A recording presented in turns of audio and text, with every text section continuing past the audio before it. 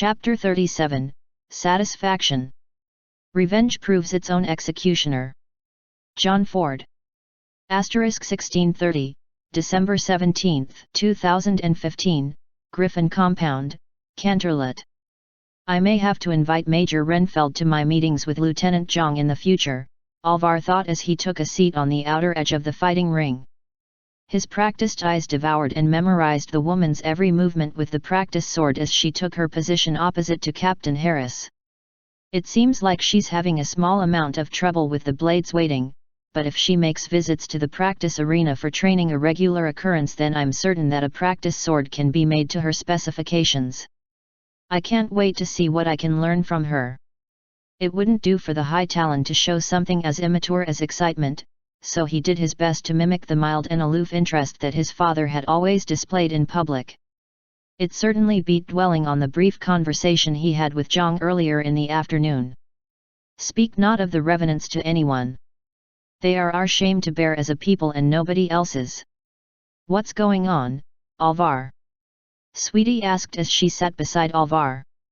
She scooted just a little bit closer than usual as she looked around the room before finally settling on the two humans in the center ring. Are those two going to practice sword fighting or something? It seems that way, Alvar answered, and he gave a respectful nod to Princess Twilight as she sat on Sweetie's opposite side and a glance toward the Myrmidon as it took its place standing behind the group. The princess seems rather flushed. Was she perhaps running before we came across her? She must be sweating dreadfully under that cloak. The Alicorn gave a startled yelp when Firefly wedged herself in the small gap between Sweetie and herself. She gave a strained smile to the young changeling and started to speak when one ear flicked towards the fighting arena. Her head whipped around to face the same direction a moment later, her eyes wide. Any further contemplation of Twilight's behavior was pushed aside as a dash of movement from the ring immediately drew Alvar's attention. Renfeld rushed forward, her weapon raised high for a two-handed crown strike, only for it to be stopped cold by a perfectly executed block. She threw her weight in the strike in an attempt to push Harris back, but his stance was wide and set. Not to be deterred, she withdrew the practice sword and went with a different angle of attack. Harris attempted to block that attack in the same manner but realized a moment too late where the blow was going to land. A meaty crack filled the practice hall as Renfeld's weapon connected with the flesh and blood fingers holding his weapon, which was immediately followed by a strangled yell as Harris bit down on the pain. He retracted his right hand from the sword grip out of reflex just as a third crown strike landed. Renfeld's last crown strike had nearly been enough to wrench the sword from her opponent's hands, and she didn't relent in her offensive as Harris staggered backward. She roared in what was likely her native language as she shoulder-checked her way clean through Harris's left-handed defense. A wickedly fast strike scythed low to connect with the side of his left knee, which resulted in another choked scream. This can't be how humans practice with bladed weapons, can it? Alvar asked himself as he shot a concerned glance to the hall master, and was surprised to see a confused look being cast back at him. Major Renfeld is clearly far more experienced with this form of combat than Captain Harris, but she isn't doing anything to instruct him. She has demolished his defenses and punished him for it, but she hasn't allowed him any chance to re-establish his stance. Alvar blinked when Renfeld again went out of her way to strike Harris's right hand the moment he tried to fall back into a two-handed defense. This isn't even a duel, since she's had many times to go for a kill strike, but has chosen not to. So why is she? Alvar's pondering halted as he felt a gentle touch at his side. Alvar, Sweetie whispered as she gave a tear-filled look toward the High Talon. Make her stop. Please. Her ears fell back with a wince as Harris cried out again. Sweetie wasn't the only one affected by the fight. Twilight had risen from her seated position, her hooves on the edge of the arena. Her expression hovered between horror and hesitation before she shot Alvar a pleading look. The final straw came from Firefly. The disguised changeling was the only one who appeared unaffected by the massacre going on in the ring, her face expressionless as she said, "It's hate. She's filled with it." Those blank, unfocused eyes turned towards Alvar as she continued, "Renfeld hates everything, but it's Matt she hates most of all right now. Alvar's beak opened to ask a question, but it immediately clamped shut when all of the pieces came together. A curious emotion took root in his mind as the truth of what he was seeing before him became apparent. A look and a sharp nod was sent to the hall master before Alvar rose from his seat. Harris's left leg could no longer support his weight and he tumbled to the ground. Renfeld didn't hesitate for a second before taking advantage of it. The practice sword rose high but was caught in the gnarled talon of the hall master. That seemed to snap the woman out of her frenzy, and she cast a hateful glance at her prey as he held his arms up to shield himself. "Princess Twilight, I believe Captain Harris is in need of medical attention. You may attend to him now," Alvar said as he undid the buckle on the weapon belt that held his sword securely on his back. He removed the sky-steel weapon from his person reverently and offered it to the Myrmidon with a bow, before turning towards the fighting mats. "You may wish to take Sweetie Belle and Firefly with you." Twilight mumbled something, and those that Alvar had mentioned were gone in a flash of lavender light. Alvar waited patiently for Renfeld to retrieve her translator pendant before he spoke. "A most impressive display, Major," he said, careful to keep none of what he was feeling from bleeding into his tone.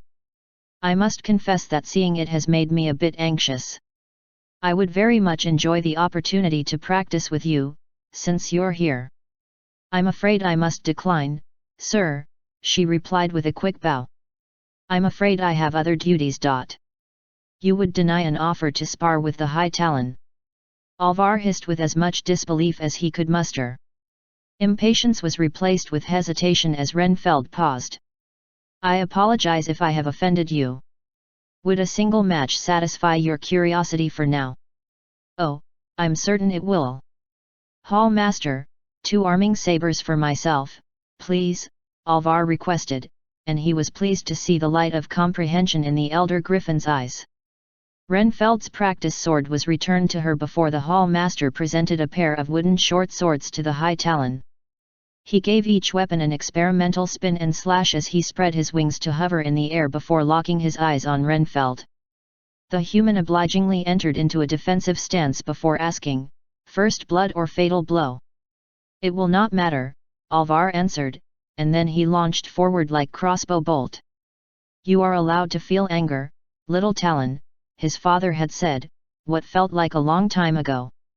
"However, you must be mindful of it. Anger born from personal offense is beneath you and not worth your effort. However, there will be times when your anger is roused by something so dishonorable that it demands wrath. And the wrath of the High Talon must always be 3 things: it must be precise. It must be implacable. It must be legendary." It had been the only time that he had seen his father in his battle armor. It was the only time he had seen 10 Myrmidons arrayed at his flank. For the first time in Alvar's young life, he felt as though he finally understood just what his father had meant. "I care not for Renfeld's reasons. She made my best friend cry. Her actions hurt Twilight, whom I consider an ally and friend." Captain Harris challenged nearly a dozen revenants to combat without falling back a step, and she lured him here to wound him so. She was able to do all of this by approaching me under false pretenses. I am not certain if what I'm planning will be legendary, but I think I can do a good job on the others. Alvar descended from his hovering altitude not directly at Renfeld from above, but at the spot directly in front of her from below. The human's instincts were good as she was already shifting from a high guard to a low one to protect her legs, but in that moment Alvar knew that the match had been decided. Rear paws touched the mat just long enough to launch him upwards and above the low guard. To Renfeld's credit, she had begun to hop backwards and realign her guard, but her feet weren't set. Neither was her grip on her weapon. Alvar's launch from the training mats had been almost entirely from one leg, and his wings pumped to send him into a corkscrew roll with swords forward in front of him. The first blade connected with the tip of Renfeld's sword while the second locked just above the hilt, and in the next moment it was flying free from her hands. The moment after that both of Alvar's rear paws connected squarely with her chest, which sent her stumbling backwards. Alvar's left blade swept behind Renfeld's head to the nape of her neck as she fell backwards while the right scissored in below her jaw. With one flex of his wings, Renfeld's backwards fall was halted with the help of the scissored practice swords locked around her neck. Total silence filled the practice hall before it was broken by the hall master. Renfeld's practice sword fell easily into his outstretched talon and was replaced on its rack in one smooth move before the elder griffin clenched his talon into a fist and struck it to his leather chest plate. The sound repeated itself as other griffins mimicked the gesture, and it was amplified by the clash of metal on metal as the myrmidon joined in. "Know this, Major Renfeld," Alvar hissed, his voice nearly lost in the din of griffin applause. "Abuse my goodwill again and the next blades you will have on your neck will be steel." With another flex of his wings he disengaged from the human. Both practice swords were tucked beneath his wings as he descended to the fighting mats. He cast a look towards one of the guards near the door. "See that Major Renfeld returns to the human compound, and send a message to Colonel Van Dorn. It seems I have reason to speak with him sooner than expected." 1800 hours, December 17, 2015, Office of COL. Van Dorn, Human Compound, Canterlet. Reading the surface emotions of those around her had always been something of a relaxing exercise for Firecracker since she had left the hives. Every individual had a different impression, a different flavor and texture to the emotions they expressed, to the point where the changeling could identify others with her more exotic senses just as easily as she could by hearing their voice or seeing their faces. Lana in particular. That particular train of thought was aborted the moment it manifested, and Firecracker chose to distract herself from it by focusing on the bench's other occupant, Lieutenant Zhang. The human did a commendable job of appearing calm and at peace, his posture ramrod straight and with his hands resting together on his lap. His eyes were closed and his breathing steady, apparently deep in some form of meditation if one were to ask someone passing by. It was a mask for a bleeding core of frustration and anger, likely as a result of the reason for him having to wait outside Van Dorn's office. It was the same reason that Firecracker was also present. The integration of XCOM's first wave of soldiers in Equestria had been relatively seamless. Every one of the humans that had come had been a veteran that had fought alongside the Pony Volunteers on Earth for more than a month. The ironclad heart of that group had been the survivors of the near disaster that had been the attack on XCOM's original base of operations. Every single member of the first wave had earned the respect of the Equestrian Volunteers, and said volunteers had earned the same from their counterparts from Earth. Unfortunately, the same could not be said of the majority of the reinforcements that had arrived earlier that day. The appearance of Peter Van Dorn at the lead of the second wave had been as much of a morale booster as the numbers of soldiers coming through Kaleidoscope, and everything had gone smoothly while the colonel and his subordinate had been supervising things.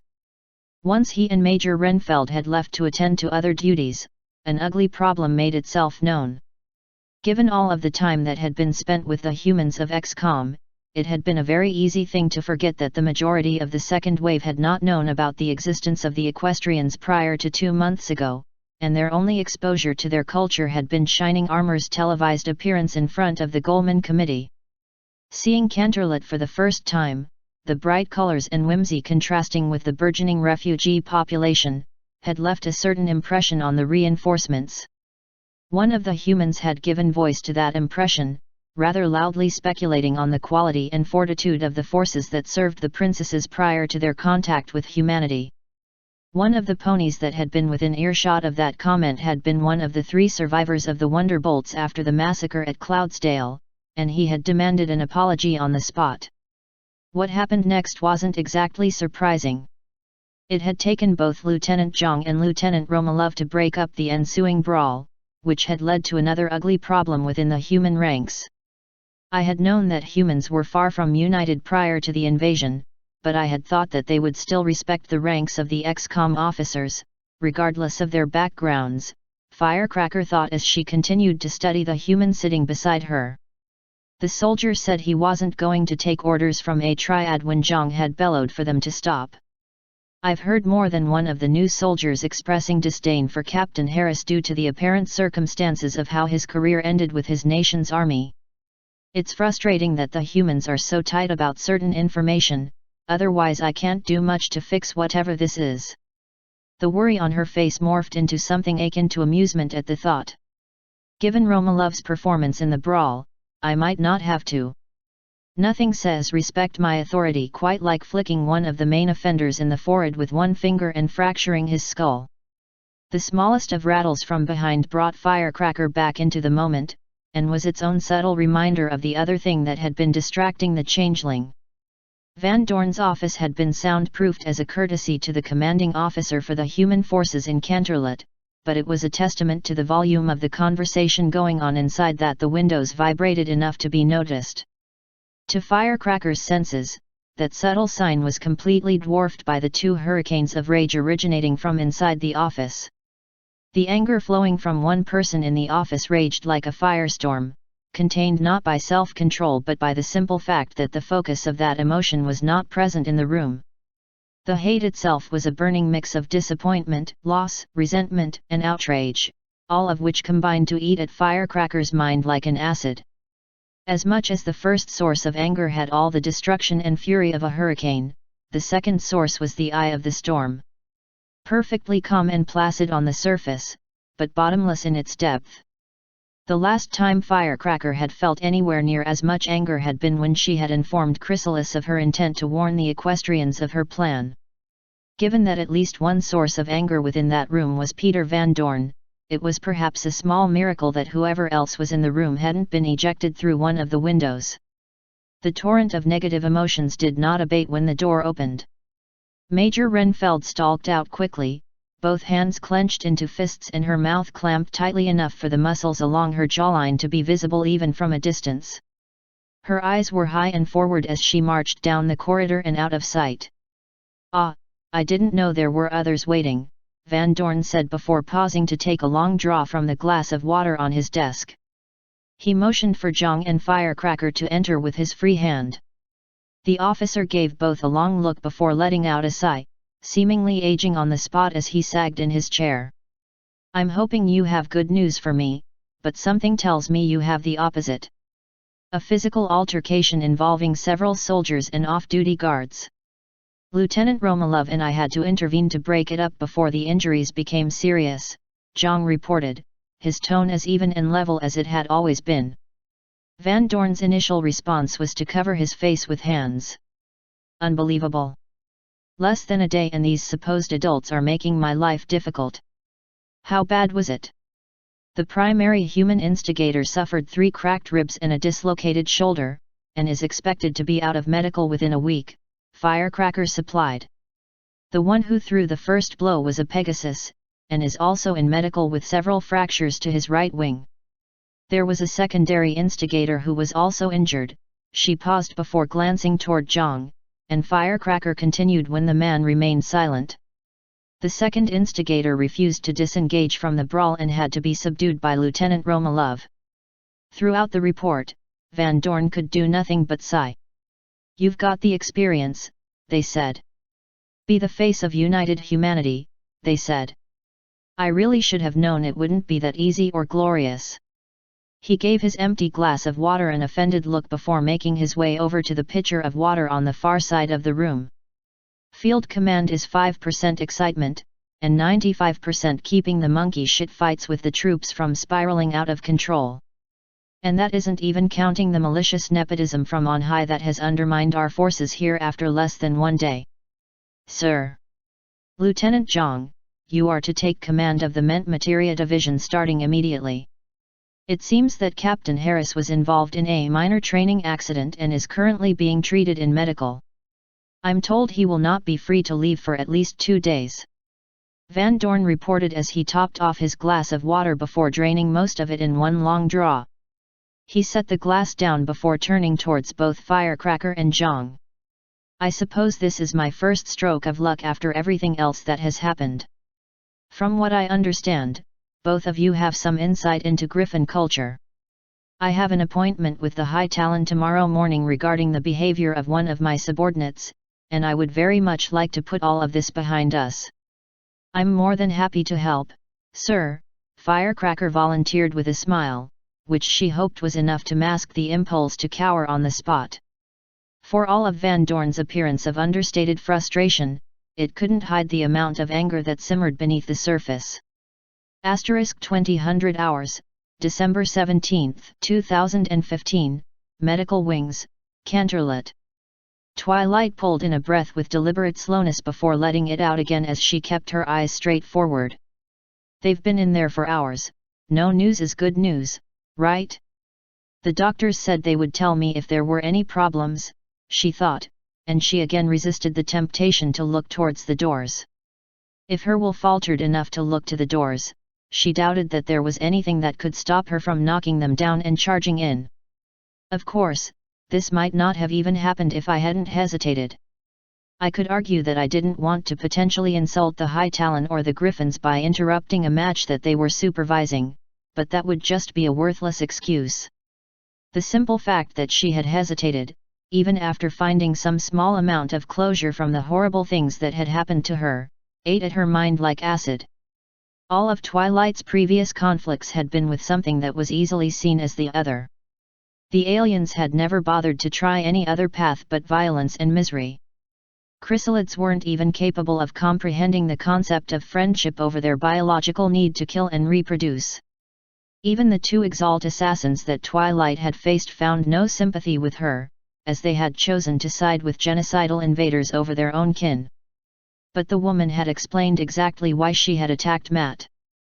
Her motivation wasn't a part of some vast and evil scheme, or an implacable biological drive that could not be reasoned with. The woman's motivation was as personal as it could possibly be, it was something that Twilight could understand, but not condone. And her hesitation had cost Matt dearly. Alvar's words and clipped tone had shaken Twilight out of her paralyzing indecision when the fight ended, and she had wasted no time in teleporting their small group to the medical wings. After a brief grilling by the lead doctor on call, Matt had been whisked away to another room with a herd of doctors behind him. Despite her protests about her willingness to help and her familiarity with human physiology, the doctor on call had ordered her to sit and wait outside until they came for her. Sweetie Belle had done her best to try and talk with Twilight in the time afterward, but neither was in any shape to calm the other down. The unicorn filly was still upset by the viciousness of the beating that Matt had taken, and Twilight was all but consumed with guilt over not intervening alongside the shock of what that woman had been shouting. If Shiny died because of some pony else, I would probably not react very well either. Twilight thought, but her attempt to rationalize what she had seen crumbled in her mind's eye. Shiny and I are nothing like that woman and her brother, but she said her brother hadn't followed the family's wishes, and she had to do what he was supposed to. If I had to give up being Celestia's student because Shiny quit the guard, I would probably be angry at him. My parents too if it was their orders. Twilight continued to wrestle with the why of things before her guilt came creeping back. It doesn't matter at all why she did it. She hurt one of my friends, and I shouldn't have allowed it. Silly Twilight, when will you ever learn that you can't make everything your fault? The question jolted Twilight out of her doubtful thoughts, and she threw a glance towards Sweetie, then Firefly, then Discord. Twilight started to scream, but the word was cut off when one of the Draconaquous fingers tapped her snout. You can't yell in a hospital. There are people that are trying to rest here. Plus the doctors will come and give you a mean look, Discord explained as he removed his finger from Twilight. Once it was clear that no further shouting would follow, he gave the alicorn a concerned look. You've been through a lot since our first chat on that hill, Twilight. You've lived up to every expectation I've had for you, so part of the reason I'm here is to give you some peace of mind. I'm not sure I want peace of mind from you. The concern melted into offense on Discord's face, before finally settling on something approaching neutral for him. Well, fine then.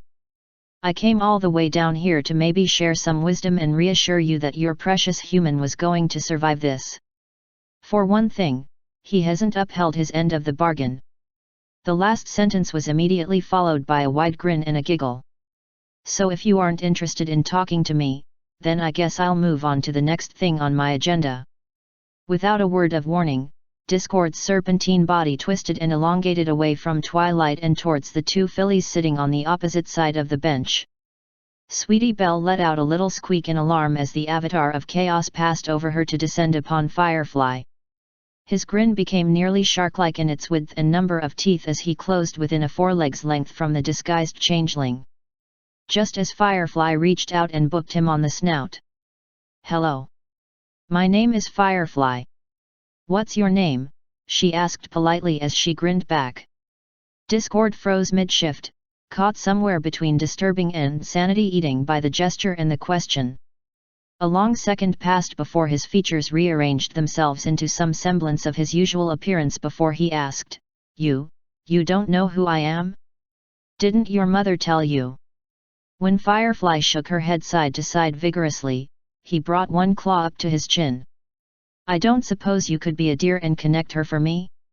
I'd like to have a word with her, but I have this sneaking suspicion that she's avoiding me." It would have been a perfectly innocent request but for the dangerous tone in Discord's voice. Firefly's eyes unfocused and went blank for several seconds, before she blinked and tilted her head to the side. "She doesn't seem to be answering now. Would you like to leave her a message?" the young changeling asked, either unaware or unfazed by the threat that waited in front of her. Discord could only stare at the filly before shaking his fists in the air in frustration. "This isn't fair at all. I can't do anything fun to some pony like that." He pointed one talon at Firefly in accusation before turning and grumbling some more. "Outmaneuvered by that annoying bug. Nay, I say. Tell your mother that this isn't over yet." With a snap of his fingers, and an offended huff, the avatar of chaos vanished in a flash. "What was that about?" Sweetie asked as she looked from the still grinning Firefly to Twilight. Any further conversation would have to wait as the door to the side of the bench opened. A unicorn mare in a doctor's uniform closed the door behind her before making her way over to the bench where the others waited. "Princess, I am pleased to report that the worst has passed for Captain Harris. He's stable but asleep at the moment. The other doctors and I will be doing a check-up in the morning to make sure the potions and spells have progressed correctly before going forward from there." "Thank you for your hard work," Twilight said as she rose from the bench. She gave a nervous look to the door before fixing the doctor with a pleading look. "Can I see him now?" "You may, but I must request that you not disturb his sleep. The healing process will take as much out of him as us until he's back in fighting shape," the doctor reported while favoring Twilight with a tired but sincere smile. Her gaze drifted to the two fillies on the bench, then back to the princess. "Go on in, I'll make sure that these two find their way home." Twilight nodded in response before opening the door and stepping inside.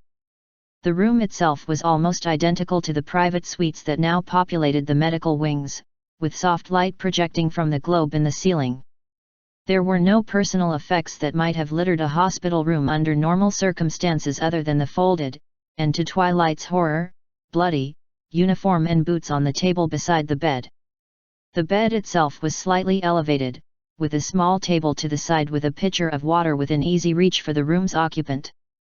Matt was asleep on the bed just as the doctor had reported, the serenity of the scene smacking against the sheer number of bandages on the man. Bruises could also be seen radiating from the right side of his head near his temple and jaw, and all of the fingers on his right hand save the thumb and index finger were bracketed by splints. The only sound that entered the room was the gentle sounds of Matt's breathing as Twilight remained paralyzed just past the doorway.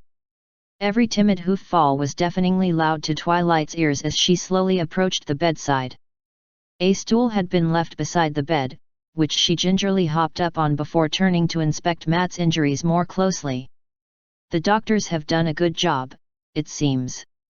Matt was in far worse shape after the battle in Ponyville, and he more or less recovered from that. He'll recover from this. He has to." Twilight leaned forward enough to rest her forelegs on the bed before resting her head on it as well.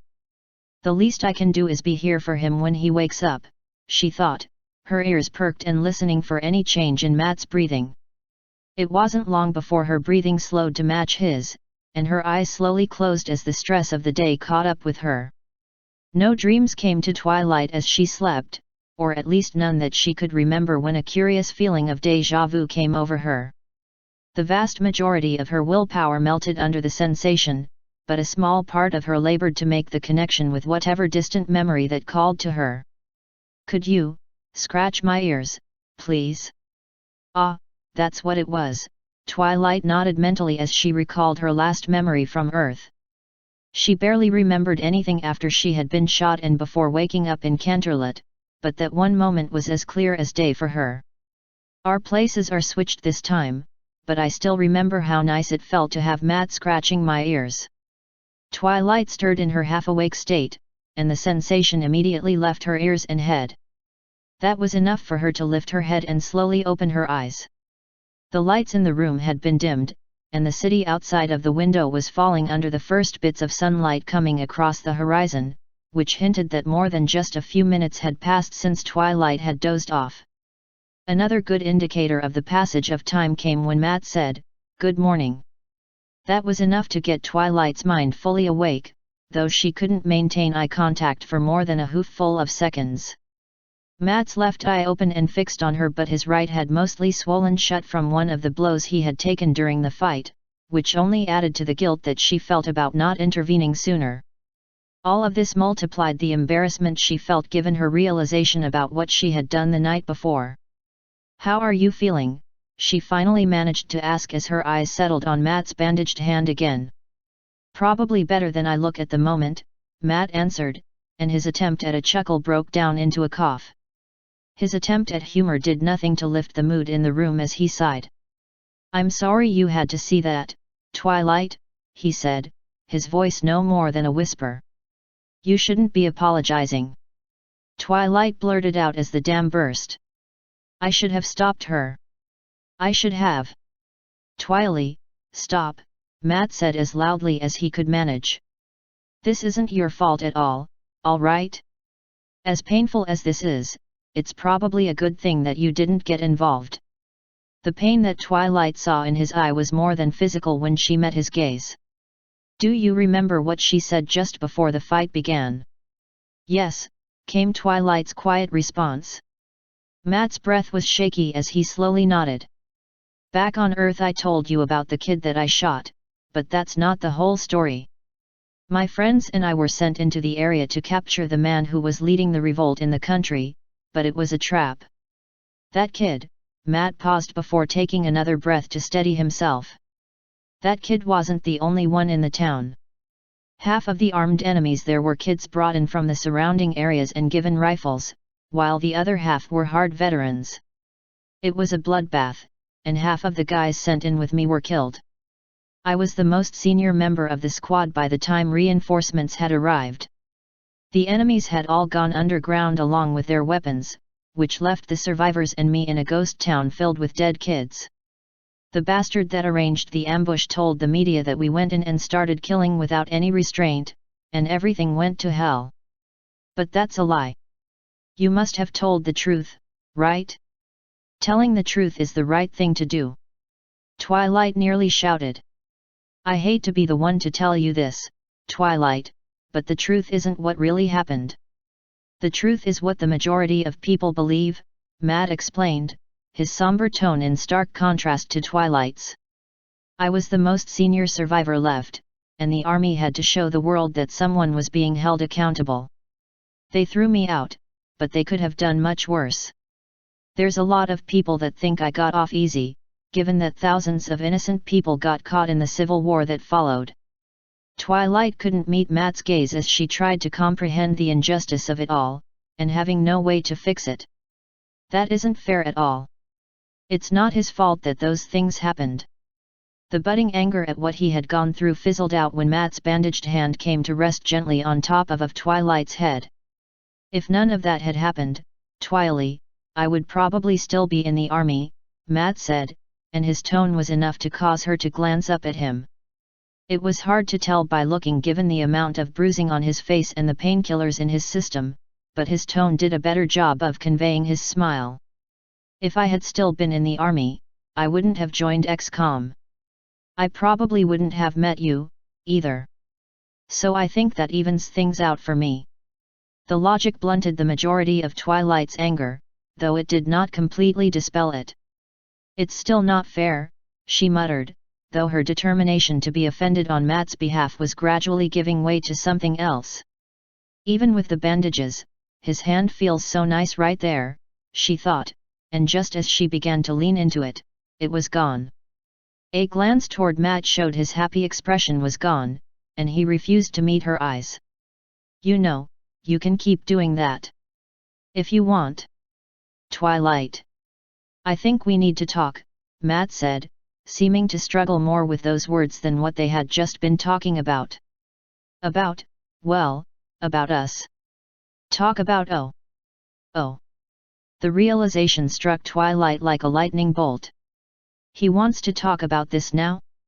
But he's still hurt, and he needs rest, and there must be a better time to talk about this and stop looking for a way out of this, Twilight. The mental image of Rarity and the conversation they had on the subject came to mind, and she forced herself to take a deep breath before letting it out again. All right, she managed to squeak, before repeating her breathing exercise as subtly as she could manage. It took Matt several attempts and false starts before he finally managed to actually pose a question. I hope I don't offend you by being blunt. But, well, what is it that you want from this? He ended his inquiry by waving his left hand between himself and Twilight. That is a good question. I've been so caught up in everything that's been happening and worrying about how he feels, and his hand on my ears feels so good. Focused Twilight. She shook her head before organizing her thoughts. I think that I want to be happy, and I am when I'm with you. Well, when we aren't in mortal danger, at least. Twilight spread one of her wings and gave it a rueful look before folding it again. Prior to all of this, I didn't exactly think a lot about, well, male companionship, and prior to moving to Ponyville I didn't really think about other ponies at all. Now that I'm a princess, every pony new I meet tends to treat me differently. They treat me like a title, not like some pony who wants to be friends or anything more. You've treated me like an equal, like a good friend. Plus, those ear scratches feel really good, Twilight finished in a rush, and she had to quash the impulse to hide under the bed until she calmed down. That's actually something I had been meaning to ask you about, Matt said, and he instantly looked away when Twilight glanced at him. Twilight, is there any significance to ears and touching them? When no response was apparent, Matt drew in a long breath. Any kind of inappropriate significance? Comprehension struck like a brick to the face. No, absolutely not. Twilight blurted out, and she could feel her face overheating as her too quick mind couldn't help but explore just what Matt had no doubt been thinking. Celestia's fiery flanks, if he was thinking that's what it meant, then he thinks I'm some kind of pervert. Twilight realized, and then another thought struck her. Technically, you are, Twi. After what you did this mo not helpful. The only thing that kept Twilight from screaming was her burying her face in the blankets on the bed. That's a relief. I was a little worried that I was doing something that got one or both of us in trouble, Matt replied hastily, though his relief was replaced with a grumble. Come to think of it, I might have already gotten into some for it already. Matt's gotten into trouble? What does he mean by that? Did Shiny or wait, I know what he's referring to. Ugh, was it that stupid guard? I heard everything that he had said to you in the ready room, and I very nearly gave him a piece of my mind. Twilight huffed before her mind caught up with her mouth. I also heard what you said to him. I suppose I should thank you for that, she added before shooting a quick glance at Matt. Given the condition of his face, it was hard to tell, but Twilight was surprised to see that Matt looked almost as embarrassed as her. Well, I didn't know you heard all of that.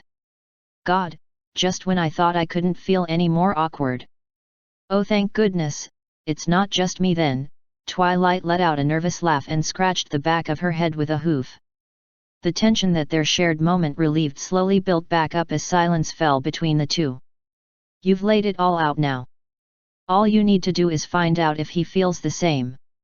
So, can I ask you a question?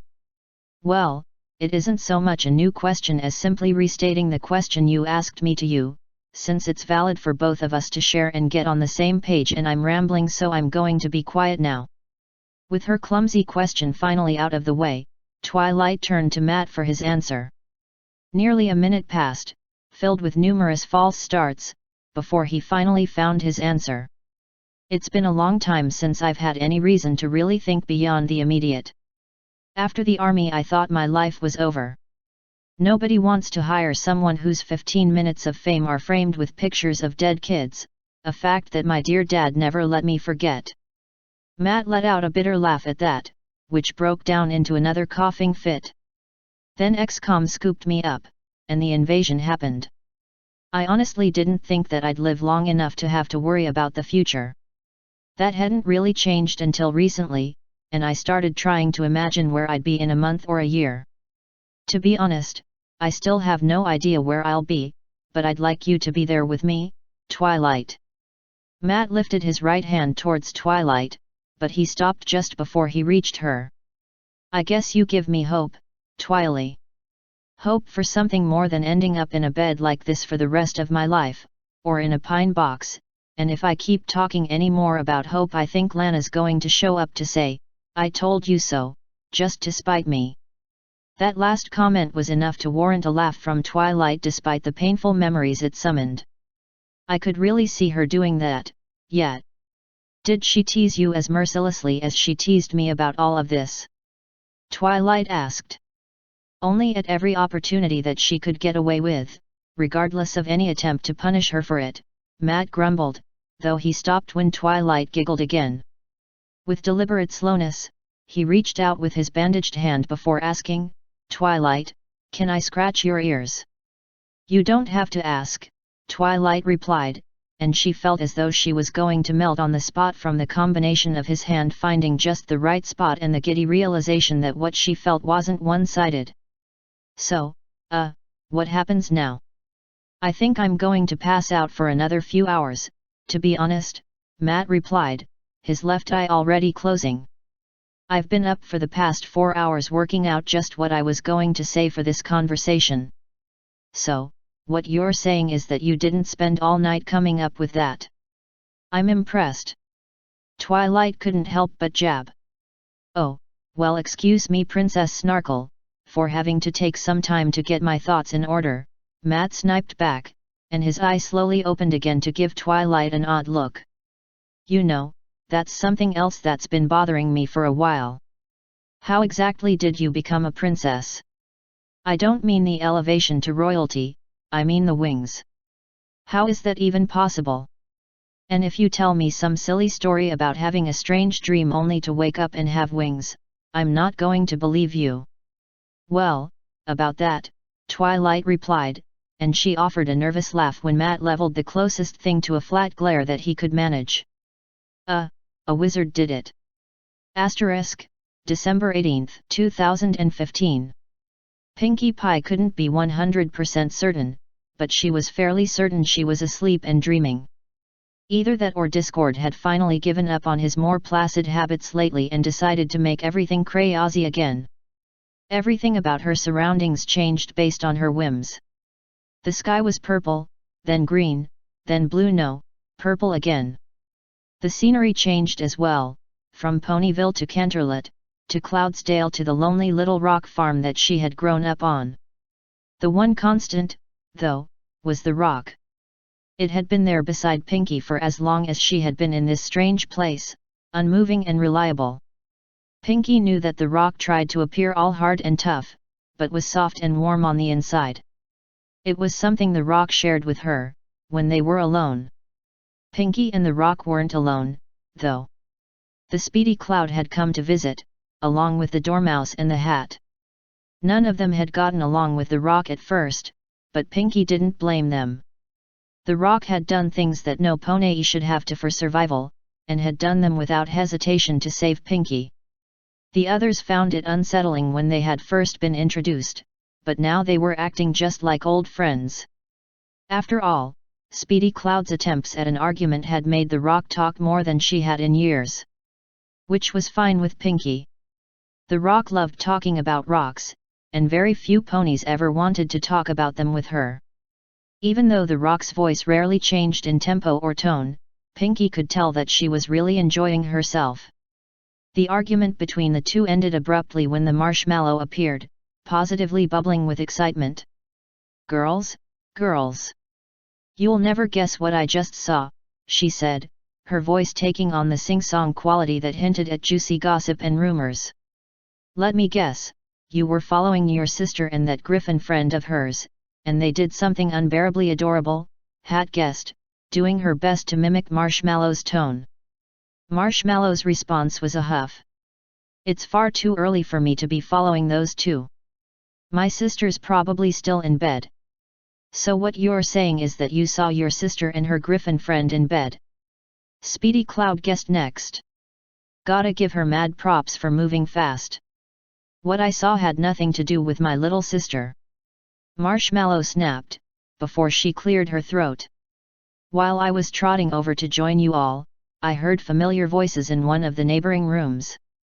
Marshmallow leaned forward and smiled impishly.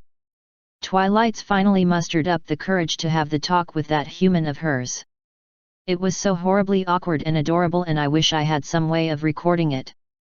Both Hat and Dormouse shared awes of comprehension, but Speedy Cloud didn't. "Hey?